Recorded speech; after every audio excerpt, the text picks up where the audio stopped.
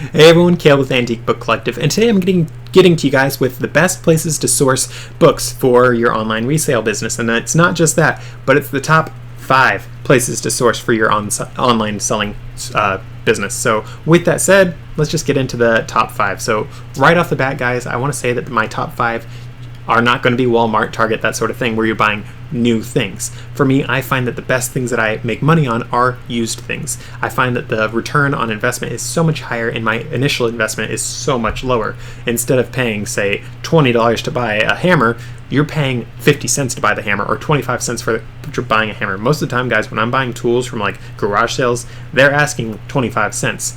And then you can go on to eBay or whatever, and you can sell it for $10, $20, something like that. It's amazing the kind of markup that you can have. So as such, these are all used places. It's going to be thrift shops and such things because, again, the return on investment is so much higher, and the risk that you put in, because let's say you're buying that same hammer for $20 from Walmart and you think you can sell it for $35.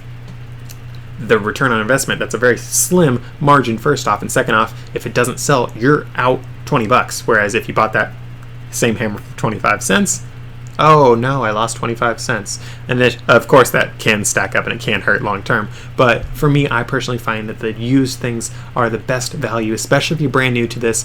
Yeah, it might be a little bit dirtier. Yeah, you might have to clean it. But guys, the risk that you put in the very beginning, especially if you're brand new to this and you just are testing it out, would you rather waste $1,000 on a business, or would you rather waste $50? For me, I find that the used thing, it's so much easier to start with. So with that said, this is a list of the top 5 places to source for your online business, and it's all, again, used places. So first off, you have Goodwill, Salvation Army, either or.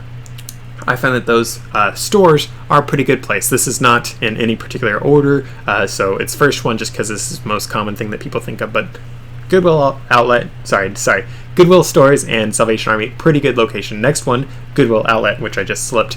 Goodwill Outlet, though, I would recommend that over the actual stores. You guys can check out the stores. The stores can have some amazing things, but their deals, they're a little iffy. For the actual stores, they normally sell every single thing. They price these things out. They spend time pricing these things out. And because they do that, you can't get really good deals. But Goodwill Outlet, they don't spend hours and hours putting tags on every individual item.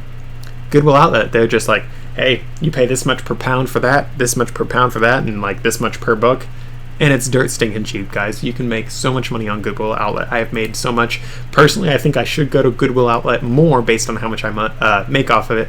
But I have other things to do with my life than spend it all at Goodwill Outlet. And Goodwill Outlet is a little dirty a lot of the times too. Like a normal Goodwill and Salvation Army store, you can touch stuff and you'll walk away with your hands maybe a little bit dirty, but most likely clean. Goodwill Outlet, I walk out most of the time that I go there, and my hands are like either brown or black with all the different stuff that I've touched. And it's not because I'm touching black things, it's just because all the dirt and grime that just goes around there. I mean, I'm not saying you're dirty if you shop there. I love you if you shop there because you're getting really good deals and you probably are a reseller like me, so we get along probably pretty good. But that is something that I do find.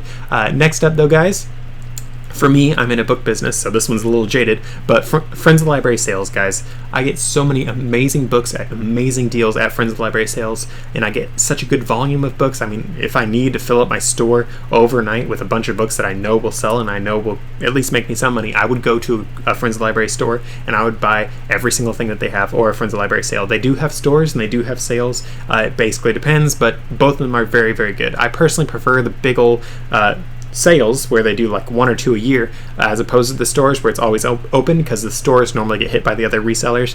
The big fat sales, normally you can be one of the first people in, so you can get those good deals. But even then, the Friends of the Library stores can have some amazing deals for you. I mean, I absolutely adore the ones that I've been to. My favorite Friends of the Library store that I've ever been to would have to be the one down in Klamath Falls. If you guys live in Oregon, you know where Klamath Falls is. That was my all-time favorite one that I've ever been to. I just loved it was basically a bookstore. It was really cute and it was really nice. So that was my favorite one that I've ever been to.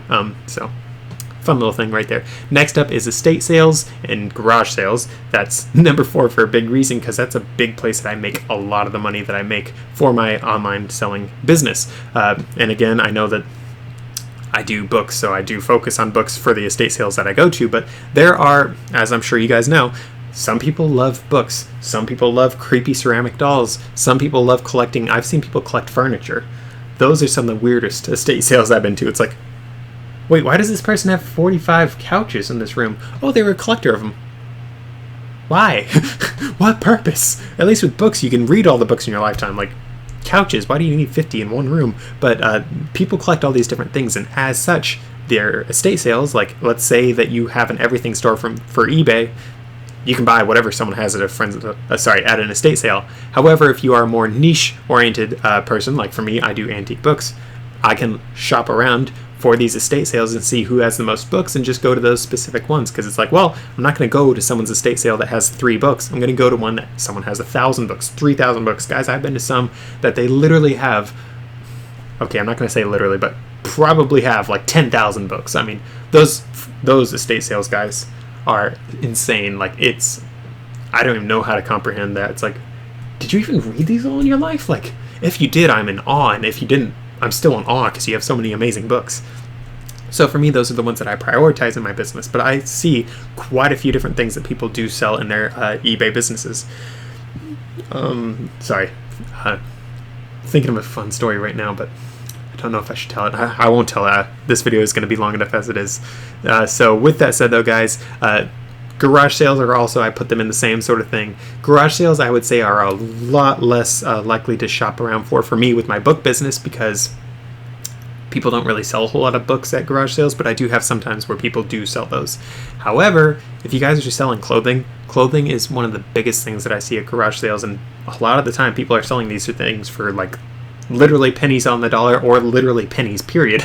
So it's really nice because you can get a whole lot of clothes that are not necessarily going to be filthy. A lot of people will get rid of their clothes at garage sales that aren't the worst off. A lot of people will throw things away before they throw it into a garage sale because they don't want the world seeing, yeah, I have pit stains on all my shirts, and all my shirts are also stained red the entire way down because I like my spaghetti. So a lot of people will throw out those worse off ones, whereas if you go to a Goodwill outlet, you might find those stained horrendous shirts and whatnot. So that is something else that you guys can definitely do. Finally, number 5, ask around. I know that that's not necessarily a source to shop around for, but you can ask around to find what kind of people are selling books. Of course, that can be Craigslist, that can be Facebook Marketplace, that can be all these sorts of things, but something I've recently found, universities have huge libraries. Believe it or not. I already knew that one, but bear with me.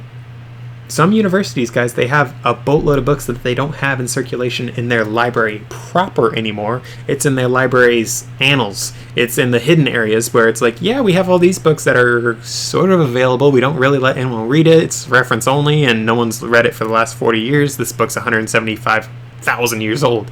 There are a lot of universities, guys, that have really old books that you can actually buy and get some amazing rare books from, and also make some good money. And a lot of these universities, they're not making any getting any use out of these books anymore because they're so old, and as such they'll sell them to you for basically any price. So for me, I actually filled up my store in a huge way from a university sale. I mean, guys, I literally bought well over 1,000 books. It was maybe not well over 1,000, maybe it was around 1,000, but yeah, I'm still listing them. It's painful. But this university, I bought a boatload of books, and now it's at the point that I'm like, what other universities are there? Like, what have I been missing out on? But it's nice because a lot of these universities don't normally throw away their books. Like, that isn't to say they don't. There are plenty that do, but most of the ones that I see them throw away are either in tatters or are newer books. But they have a lot of older books that are in pretty good condition, or at least good condition. And it's like, wow, this is a gold mine. So that number 5, I would say, is the real gold mine one to go to.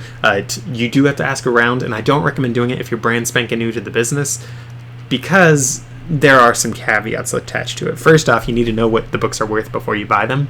So of course you can find that out by checking them out on eBay, but there are a lot of books at this latest one that I went to, I couldn't find anything about it on eBay. So I was like, because I'm in this business and I've been in it so long, I know that this book's worth roughly this much, so I will pay this much. But in addition to that, besides having the expertise and knowing what the thing's worth, you also have to be able to buy in bulk. Otherwise, you're not going to get a good deal. For me, the guy told me, yeah, I'll sell them to you for like $5 or $10 a piece. And I was like, well, right off the bat, I can tell you I can't do that. I do more like $2, but I will buy in a huge volume. And he's like, well, we can see what you do at the very end. So I had an 8.5 11 normal sheet of paper. Actually, I stole it from him. I asked, but took it from him. Also borrowed a pen because I wasn't really ready for the volume of books he showed me. But I was like, yeah, I'll just write down every single book, the price I'm willing to pay, and then we can talk from there. So I actually did that, and then I totaled everything out, and I ended up spending $500 there. And because I was buying such a volume of books, and because I was clearing out a lot of the books that he wasn't using, he was more than happy to take that price. In fact, I probably could have gotten a bit less than that, probably a lot less than that, but I was more than happy to spend that much because I was like, okay, I know I can make that much money back, easy cheesy, and I know it's going to be enough that he just says yes right off the bat. For me, I personally don't really care for the whole negotiating game for a lot of these things. I'm not going to say, oh, I'll give you $50, and he's like, well, I think it should be $1,000. I try to just say a price that they can't refuse right off the bat because it's like, I'm not here to negotiate. I'm here to get the deal. I'm already going to make money off of this. I'm not going to make an unholy amount of money off of it, but it's like, I'll make some good money off of this. I'm more than happy with the proceeds that I have based on these prices that I already have figured out. And I ended up spending, I want to say, an average of $3 per book, I think was my average for that sale. Actually, it might be closer to 2 because I did do one big set sale. Well, purchase, so might be closer to 2, so which is close to my average. But there are a lot of different things, guys. If you cannot buy in bulk, you might not get those same volume discounts. You might not do that because remember, I said the guy was saying $5 to $10 per book. If I was only buying books, I don't think he would have negotiated with me because he'd be like, "Yep, I said $10 a book, so you're buying 5 books, so that's $50 right now." Could I have made money spending $10 a book? Absolutely, but if you're buying volume, people love seeing rooms get cleared out, and if you guys can clear out an entire room of books, someone's going to be ecstatic to see that happen. So with that said though, guys, I hope this was helpful for you guys. Again, just a short summary of these things. First off, we have Goodwill and Salvation Army stores, then you have Goodwill Outlet, then you have Friends of the Library sales, then you have garage sales and estate sales, and then you finally have just sourcing more locally. And I know I focused on the university side of things, but again, you can ask around, you can ask your friends, you can make a Facebook post, be like, hey, I'm buying these things. If you have any throw pillows that you're selling, I have a throw pillow business, I'll pay you this much per pillow, that sort of thing. So that is something that you guys can definitely do, is just sort of check out like more local side of things and reach out to folks. So with that said though, again, thank you for watching. If this video was helpful, be sure to subscribe, drop a like, all that sort of stuff, and I'll see you guys in the next video.